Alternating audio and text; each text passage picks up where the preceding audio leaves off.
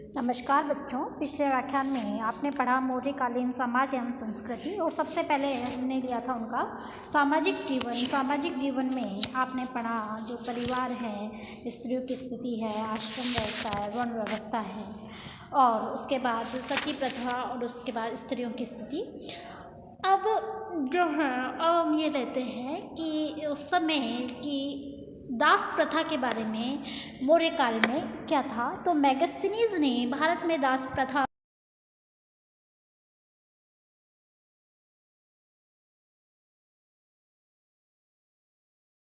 उसने यूनान रोम जैसी वैधानिक रूप से मान्य व्यापक दास प्रथा का प्रचलन यहाँ नहीं देखा, जिसे उसने दास प्रथा का अभाव माना है। भारत में मौर्य काल में दास प्रथा के प्रचलन के ऐतिहासिक साक्ष्य मौजूद है, परंतु ये उन यूनानी कृषि दासों की भांति निश्चय ही नहीं थी। कौटिल्य के अर्थशास्त्र में दासों को निजी संपत्ति में सम्मिलित किया गया है। दास प्रथा को वैधानिकता प्राप्त थी। कौटिल्य के अनुसार दास 9 प्रकार के थे: उदरदास, दंड परिणित दास, हवाजहत दास युद्धबंदी वाले, ग्रहजात दास, दयागत दास, लबत दास, कृति दास, आत्मनिष्क्रिय दास तथा अहितक दास अर्थशास्त्रों के विवरण का एक महत्वपूर्ण अंग है। अहितक दासों का वर्णन अर्थशास्त्र में कहा गया है कि आर्य अस्थायी विपत्तियों के कारण दास के रूप में कार्य कर सकता है या वह धन कमाने के विचार से भी ऐसा कर सकता है। कौटिल्य ने आजीवन दासों एवं कुछ समय के लिए बने दासों में अंतर रखा। अस्थायी दासता ग्रहण करने वाले व्यक्ति एक निश्चित समय के लिए सेवा करने को बाध्य थे। अवधि समाप्ति पर उनका व्यक्तित्व स्वतंत्र हो जाता था। कौटिल्य के अनुसार केवल बर्बर मलच्छ जो वर्णों से बाहर थे और अनार्य समाज के सदस्य ही अस्थायी दास बनाए जा सकते थे। खान पान की अभिरुचि परिष्कृत थी। लोगों का भोजन पौष्टिक तथा सुरुचिपूर्ण होता था।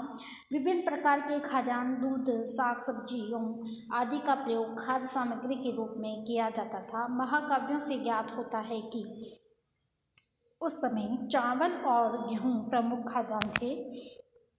महाभारत के उद्योग पर्व में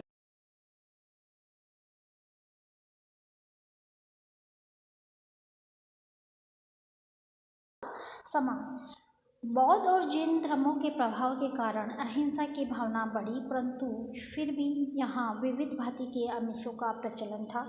कौटिल्य ने लिखा है कि शासन की ओर से पशु पक्षियों के रखने के लिए वनों का उपवन तथा बूचड़खाना विभाग भी था। नाना प्रकार की मदिराओं का प्रयोग होता था। कौटिल्य ने उनके बनाने का विशुद्ध वर्णन किया है। मदिरा बनाने का एक अधिकार शासन का होता था। मेगास्थनीज ने लिखा है कि भारतीय महोत्सवों में मदिरा पान करते थे। क्षेत्रों में इसका काफ़ी प्रचलन था। अशोक के प्रयत्नों से मांस का प्रयोग कुछ कम अवश्य हुआ था। सामाजिक दृष्टिकोण से मदिरा पान को बुरा समझा जाता था। फिर है मनोरंजन। आमोद प्रमोद यानी मनोरंजन या जो उसके साधन आमोद प्रमोद कह लीजिए या मनोरंजन कह लीजिए, अनेक साधन मौर्य काल में मौजूद थे। अशोक के शिलालेखों में शासकों की विहार यात्राओं का उल्लेख मिलता है। समाज नाम से सामूहिक उत्सवों का समय समय पर आयोजन होता था। इन उत्सवों में नृत्य, संगीत, शिकार, मदिरापान आदि की व्यवस्था होती थी। अर्थशास्त्र में अनेक मनोरंजनों के साधनों का उल्लेख मिलता है। इनमें नट नर्तकों, रस्सी पर खेल दिखाने वालों, विभिन्न आवाज़ों एवं बोलियों द्वारा मनोरंजन करने वाले कलाकारों, गायकों, वादकों आदि का वर्णन भी मिलता है। इनके अतिरिक्त नागरिक घुड़दौड़, रथ दौड़, हस्त युद्ध आदि द्वारा उनका मनोरंजन किया जाता था। नागरिक जीवन में नाटक भी मनोरंजन का महत्वपूर्ण साधन था। राज्य में नाटक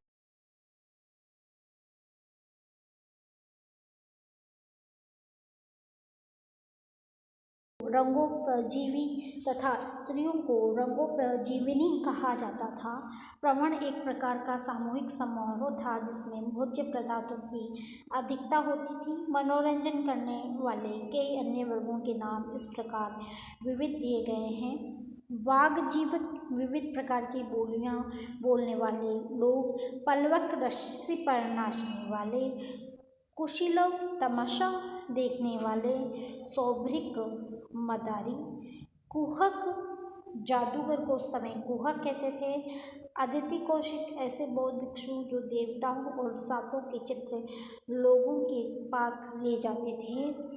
नागरिक जीवन, मौर्यकालीन नागरिक जीवन सुव्यवस्थित था। नगर में विभिन्न वर्गों के लोगों के आवास क्षेत्र निर्धारित थे। नगर प्रशासन के अधिकारियों द्वारा प्रत्येक नागरिक एवं प्रत्येक घर का विवरण लिखबद्ध किया जाता था। सड़कों पर कूड़ा फेंकना, कीचड़ डालना या गंदा पानी एकत्रित करना अपराध माना जाता था। इसके लिए दंड का विधान था। मृतकों का संस्कार सार्वजनिक भोजगृहों आदि के संबंध में नियम बने थे जिनका कठोरता से पालन किया जाता था। चांडाल, पुलकस, कुकुटक आदि नगर के बाहर रहते थे। ये नगर की सफाई, चमड़े का कार्य, नटगिरी, जादूगरी, जल्लाद आदि का कार्य करते थे। शूद्र जाति के लोग नगर के पश्चिम में भी रहते थे। नगरों के लोग अधिकांशतः पढ़े लिखे होते थे। पेड़ों की छाल एवं रेशे से निर्मित कागज का लिखने में प्रयोग होता था। पुरुष एवं महिलाएं अधोवस्त्र एवं उत्तरीय धारण करते थे और पुरुष पगड़ी या उसने सिर पर धारण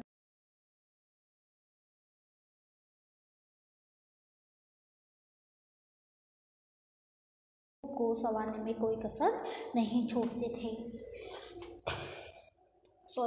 नैतिक स्तर, मौर्यकालीन नागरिकों का सामान्य आचरण सरल था, मितव्ययी था। मेगस्थनीज के उल्लेखों से पता चलता है कि चोरी की घटनाएं बहुत कम होती थी तथा लोग अपने घरों में ताले नहीं लगाते थे। कोई झूठी गवाही नहीं देता था तथा लोग अपने वचनों का पालन करते थे। अशोक द्वारा धर्म का प्रचार किए जाने के कारण लोगों का नैतिक स्तर ऊंचा हो गया था। अहिंसा, दान, क्षमा, सहिष्णुता, सत्य, प्रेम आदि चारित्रिक गुणों पर बल दिए जाने के कारण लोग पाप से बचकर पुण्य अर्जित करने का प्रयत्न करते थे। सभी लोग समाज द्वारा निर्धारित नियमों का पालन करते थे। अतिथि सत्कार सर्वश्रेष्ठ कर्तव्य समझा जाता था। मौर्यकालीन सामाजिक जीवन की उपयुक्त विशेषताओं से स्पष्ट होता है कि अब सामाजिक जीवन में पर्याप्त परिपक्वता आ गई। सामाजिक समस्याओं का समानुकूल समाधान किए जाने के फलस्वरूप समाज में अनेक प्रकार की नवीनताएं आ गई तथा अब लोग सामाजिक जीवन के प्रति विशेष सजग हो गए थे। अशोक के धम्म सिद्धांतों द्वारा तत्कालीन समाज को बहुत लाभ हुआ तथा उसका नैतिक स्तर उच्च हो गया। तत्कालीन समाज के सिद्धांतों की अपेक्षा व्यवहार पर बल दिए जाने के कारण देश का सामाजिक जीवन सुखी एवं समृद्ध होता रहा था। अब है आर्थिक जीवन। समाज की समृद्धि सदैव आर्थिक परिस्थितियों पर अवलंबित रहती है। मौर्य युग में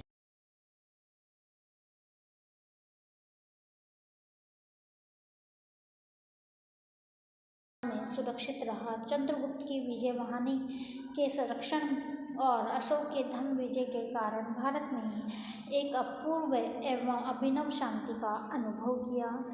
शांति विकास की धात्री देश में उद्योग, व्यवसाय, उद्यम पल्लवित हुए। अंतर्राष्ट्रीय एवं विदेशी व्यापार बढ़ा। अशोक द्वारा जिस सामाजिक चेतना का दृढ़ीकरण हुआ उसके परिणाम स्वरूप भारतीय समाज का नैतिक स्तर उन्नत हुआ। फलस्वरूप इस काल में देश ने आर्थिक सुदृढ़ता प्राप्त की।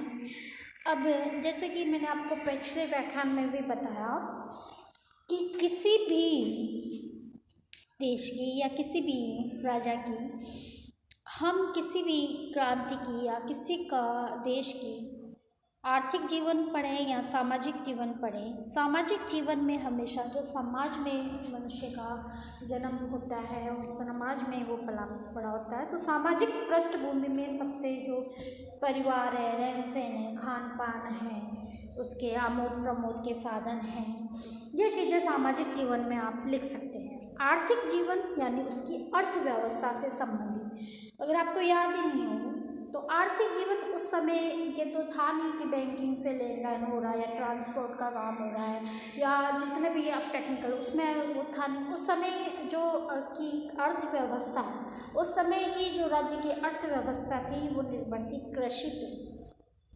तो उस समय कृषि किस प्रकार की थी, पशुपालन, जिसके पास जितने पशु वो उतना ही समाज में धनी माना जाता था। उद्योग कुटीर उद्योग धंधे थे, शिल्प थे, और व्यापार व्यवसाय में थोड़ा बार जल मार्गों से व्यापार।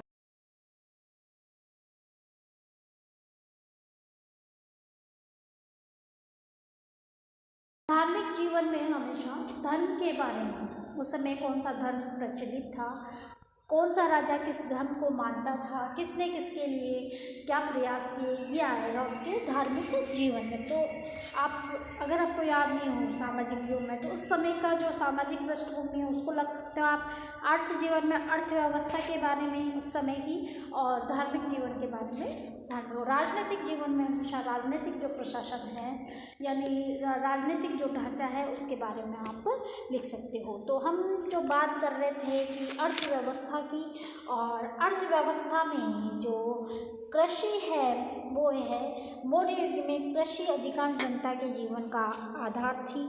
भूमि राजा तथा कृषक दोनों के अधिकार में होती थी। कृषक युद्ध तथा अन्य राज्य के कर्तव्यों से मुक्त रहने के कारण अपना सारा समय खेतों में व्यतीत करते थे।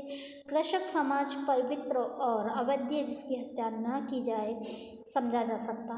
कृषकों पर अत्याचार तथा उनकी फसलों को हानि पहुंचाने की मनाही थी। फसलों की रक्षा के लिए राज्य की ओर से बहलियों तथा चाराबाओं की नियुक्ति की जाती थी।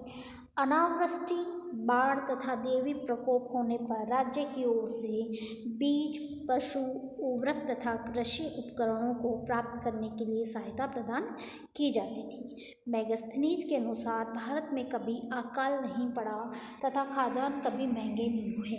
इस उल्लेख से तत्कालीन कृषकों के उद्यम तथा परिश्रम का परिचय मिलता है। साथ ही राज्य द्वारा कृषि की उन्नति के लिए गए प्रयासों को भी कम नहीं माना जा सकता। राज्य ने सिंचाई के साधनों का विकास किया था। जूनागढ़ अभिलेख से विधि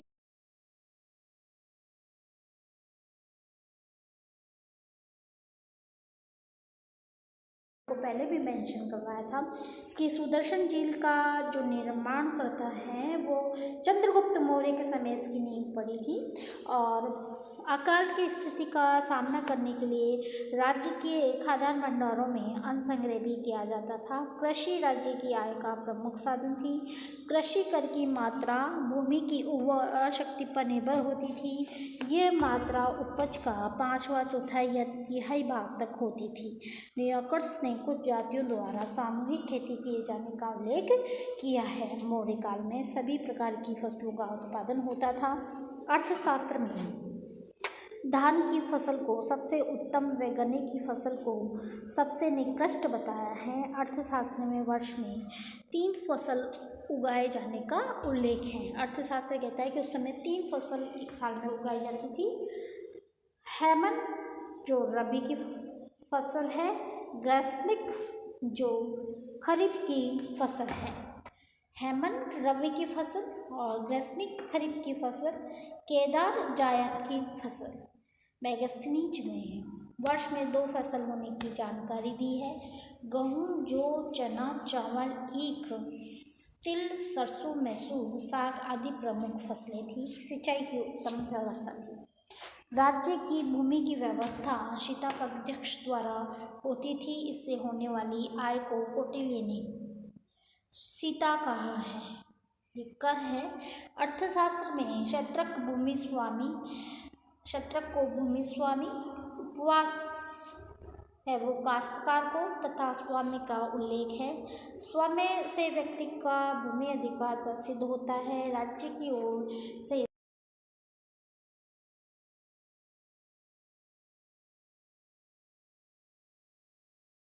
क्या समझते हैं या सीताध्यक्ष क्या है? राज्य की भूमि व्यवस्था को सीताध्यक्ष और इससे प्राप्त होने वाली आय को सीता कहा गया है। इसको थोड़ा सा आप डिफरेंस मालूम कर लें।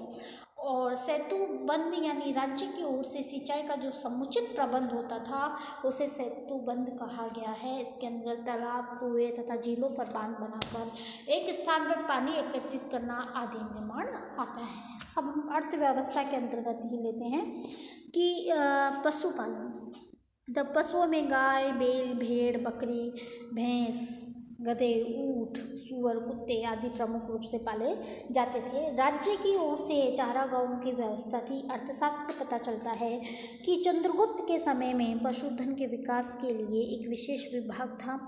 पशुओं के भरण पोषण एवं उसकी चिकित्सा आदि की उचित व्यवस्था रखता था। अर्थशास्त्र में गोध्यक्ष यानी गायों का अध्यक्ष एवं अश्वाध्यक्ष घोड़ों का अध्यक्ष के उल्लेख मिलते हैं। मैगस्थनीज ने भी पशुपालक वर्ग का उल्लेख किया है। निश्चय ही पशुपालन भी एक लेन का उल्लेख करता है।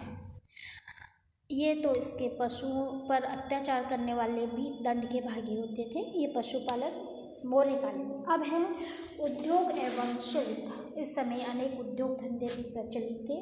कपड़ा बुनना इस समय का एक प्रमुख उद्योग था। अर्थशास्त्र के अनुसार मथुरा, प्रांत, कलिंग, काशी, वस्त्र तथा महसी में सर्वोत्कृष्ट प्रकार के सूती वस्त्र तैयार होते थे।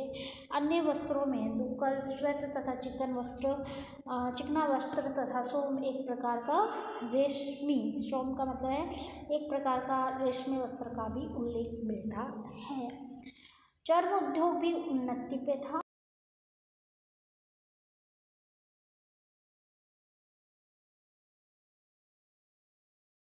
बढ़ईगिरी का एक प्रमुख उद्योग था। बढ़ई लकड़ियों द्वारा विशेष विविध प्रकार के उपकरण बनाता है। कुम्हार की खुदाई में 7 बड़े व आश्चर्यजनक ढंग से निर्मित लकड़ी के चबूतरे प्राप्त हुए हैं, जिनमें काष्ठ शिल्प के प्राप्त विकसित होने का प्रमाण मिलता है। तो बच्चों, आपने देखा कि उद्योग उस समय के कितने उत्तम थे और हमारे यहाँ पे जो सदियों से परंपरा चली आ रही है उस काल से भी आज भी नाना प्रकार के यहाँ पे उद्योग हैं और उस उद्योग में दक्ष व्यक्ति यहाँ पर हैं। इसके अतिरिक्त धातुकारी का भी उद्योग उन्नति पर था। सोना, चांदी, तांबा, लोहा, शीशा, टिन, पीतल, कांसा आदि धातुओं से विविध प्रकार के अस्त्र शस्त्र, बर्तन, आभूषण तथा उपकरण बनाए जाते थे। तक्षशिला के भीड़, टीले तथा हस्तिनापुर की खुदाई से विविध प्रकार के बहुमूल्य आभूषण प्राप्त हुए हैं। हाथी दांत से भी सुंदर व आकर्षक उपकरण तैयार किए जाते थे। इस समय विभिन्न खनिज पदार्थ बहुतायत से उपलब्ध है। अर्थशास्त्र में समुद्र तथा भूमिगत दोनों प्रकार के खानों का उल्लेख वर्णन मिलता है। समुद्री खानों के अधीक्षक का काम उनसे प्राप्त होने वाले हीरे, मोती, मूंगा, शंख, बहुमूल्य पत्थरों आदि के संग्रहण की देखभाल करना होता है। उद्योग धंधों की संस्थाओं को श्रेणी कहा जाता था। जातक कथाओं में 18 प्रकार की श्रेणियों का वर्णन मिलता है, जैसे काष्ठकारों की श्रेणी, लोहारों की श्रेणी, चर्मकारों की श्रेणी, चित्रकारों की श्रेणी इत्यादि। यानी संगठन जो है श्रेणियों के अपने अपने न्यायालय भी होते थे जो व्यापार वाणिज्य संबंधी झगड़ों का निपटारा भी।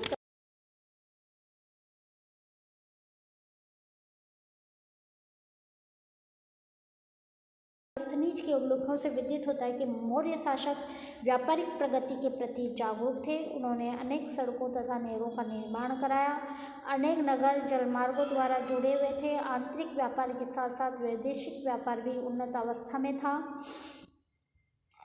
मोती, स्वर्ण, हीरो तथा बहुमूल्य रत्नों का आयात होता था। विदेशी व्यापार प्रमुख जल मार्ग से होता था तथा माल को उतारने चढ़ाने के लिए बंदरगाहों की समाधियों की व्यवस्था थी। विदेशी व्यापार प्रमुखतः यूनान, रोम, फारस, लंका, सुमात्रा, जावा, मिस्र, सीरिया तथा बोनिया प्रदेश समूह से होता था। कश्मीर, कौशल, विदर्भ तथा कलिंग हीरो के लिए, हिमाचल का प्रदेश चमड़े के लिए, बंगाल मलमल के लिए, नेपाल ऊनी वस्त्रों के लिए, ताम्रपर्णी बहुमूल्य वस्त्रों के लिए प्रसिद्ध था।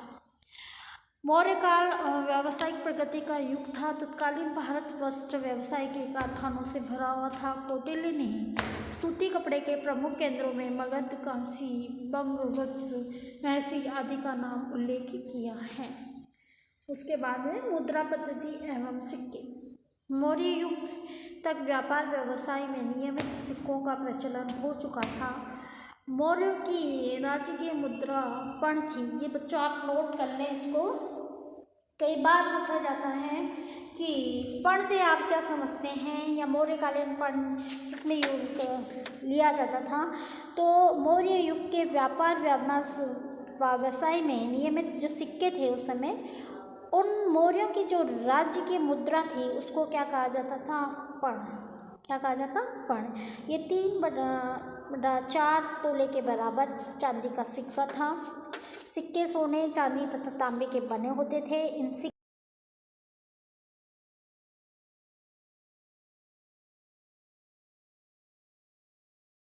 जाता था, क्या कहा जाता था, आहत सिक्का भी कहा जाता था। स्वर्ण सिक्कों को निशक तथा स्वर्ण भी कहा जाता था। इसको आप नोट करते रहेंगे, बहुत इंपॉर्टेंट है आपके लिए। राज्य की मुद्रा को पण, स्वर्ण सिक्के को निष्क, चांदी के सिक्कों को कास्पण तथा तांबे के सिक्कों को मास्क या काकड़ी भी कहते थे। ये सिक्के शासकों, सौदागरों या निगमों द्वारा प्रचलित किए जाते थे। अर्थशास्त्र में राजकीय टकसाल करने का उल्लेख मिलता है, जिसका अध्यक्ष लक्षणाध्यक्ष होता था। अर्थशास्त्र में राजकीय टकसाल का उल्लेख मिलता है, जिसका अधीक्षक लक्षणाध्यक्ष होता है। फिर है माप, तोल और शुल्क। भारत में प्राचीन काल से ही क्रय विक्रय की वस्तुएं निश्चित माप के अनुसार तोली और मापी जाती थी। वस्तु की सही तोल माप की व्यवस्था राज्य करता था। मगध तथा मैकल से प्राप्त पत्थर के संग जैसी वस्तुओं के बटे घर बनते थे, जिन पर पानी या लेप का कोई असर नहीं होता था। सभी कांटों में दोनों ओर तुलने वाले सामान और बाट के एक साथ रखने के लिए 2 पलड़े बने रहते थे। कौटिल्य ने अर्थशास्त्र में 16 प्रकार के तराजों का उल्लेख किया है। तो बच्चों यहाँ पे वही अर्थव्यवस्था की बात मौर्यकालीन, और उसके आगे हम व्याख्यान में इसी क्रम में चलते रहेंगे और उसके बारे में आगे पढ़ेंगे। धन्यवाद।